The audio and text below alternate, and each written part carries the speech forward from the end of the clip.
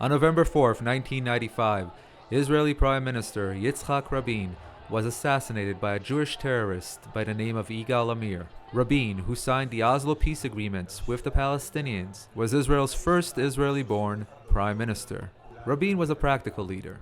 He believed that the occupation of the West Bank and Gaza was not in Israel's best interest. At the same time, Rabin also refused to compromise on Israel's security just to appease the world and terrorists. This past Saturday, Israel commemorated the 20th anniversary of the Rabin assassination. TheRebel.media traveled to Rabin Square in Tel Aviv to speak to Israelis about Rabin's legacy and what he meant to them. I was here at the time. The immediate effect was like a psychological bomb. It was like the assassination of Lincoln in America.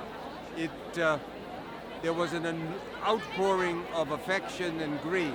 There were candles all over the place, everywhere. So it seemed as if there would be a profound change in Israeli politics. That was the feeling that one got, that something had happened that would change Israel forever. All of you now must decide, when you leave here and the beautiful music, the moving films, the stunning story of his life,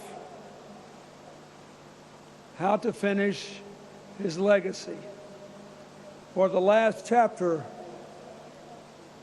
must be written by the people he gave his life to save and to nourish. I was here, we were putting flowers down at the plaza when Yitzhak Rabin got assassinated.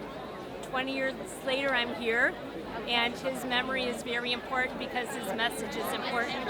If I can pass on his message of peace and kindness, that's probably the reason why I'm here. Change is a critical piece of the Rabin story, and that's what I think is the legacy, the risk, and the ability to rethink the history of a nation toward the future.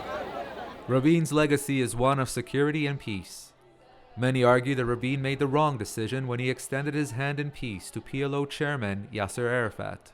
I would argue that Rabin was a leader who was ready and willing to give up land in hopes that the other side would build a true peace with Israel and stop the barbaric terrorism that many have argued has become the unfortunate culture of the Palestinian struggle.